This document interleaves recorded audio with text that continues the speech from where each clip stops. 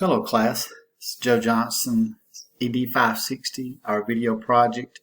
And for me, I am going to focus on chapter 5 for the purposeful pause.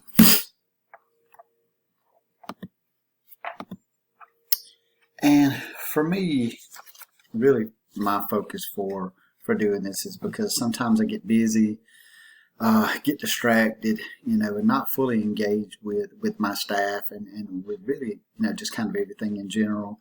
You'll hear me say a lot of times that, you can't see the forest for the trees. The class has definitely helped me from a standpoint of being more mindful and making sure to take, a purposeful pause, because a lot of times that can be extremely helpful. Why? I feel like I need to take purposeful pause, or why that's needed is, to settle my mind a lot of times. That could be for preparing for the day ahead. Again, on my drive to work. It could be preparing for a phone call, and most of the time I would say for those preconceived notions where there may be a stressful situation, whether that's preparing for a phone call, preparing for a meeting, etc., or maybe just to recharge your internal batteries, and so for me, there again, recharging those internal batteries, that can be literally from a standpoint at the beginning of the day, that could be at lunchtime. My 4 personal experiences, sometimes we've had a stressful day at work, and I may come home and be short with my wife or my boys or my family in general, just because I've had a stressful day at work. Again, taking that opportunity before you get home to take just those few minutes to relax, whether it be meditate or just take that pause to get prepared, leave that stress, if you will, behind. Again, not being fully engaged with my staff during meetings. Again, sometimes there's so many things going on at work that, we feel like we're always multitasking in our heads, if you will, even if it's not a direct multitask, but even if it's indirectly. And so for me, again, making sure that I'm fully engaged with my staff during meetings, because as I have noted in some of my assignments, I can definitely tell when those individuals are not engaged with me when I'm in various meetings.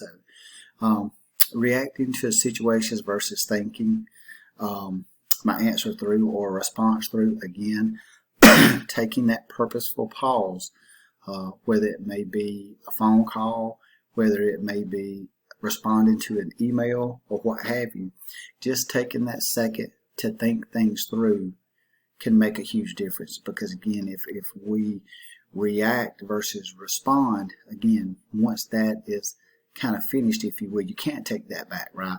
So just taking that time to take a pause before that. And again, for me, having a preconceived idea about the direction of a meeting. I've gone into meetings before, unfortunately, it's sad to say, and when maybe I've not had a good situation with a co-worker, whoever the case may be, and again, already thinking that meeting is going to kind of go not as I wish it would. So for me, how will I incorporate this in my daily routine? Again, taking that chance to take a pause before having a meeting with a coworker. Again, I've meditated in my office before work. That definitely seems to help me get prepared for the day. Again, I'm definitely going to attempt to be intentional and present during my staff meetings, because again, your staff, whomever it is, definitely knows if you're fully engaged with them. And again, I think for me, most importantly, is being engaged with my family after work. Leave work at work, although I know that sometimes it's very hard to do. But as work demands our full and our undivided attention when we're there, obviously our family, they deserve that undivided attention when we're here. But again, take that purposeful pause before you get home, especially if you've had those stressful days, and make sure to give them the best of yourself, if you will, when you get back home with them. So again, pages with my resources, why leaders need to take a purposeful pause, how to avoid taking your work-related stress home with you, and then finally, meditation comes to the workplace.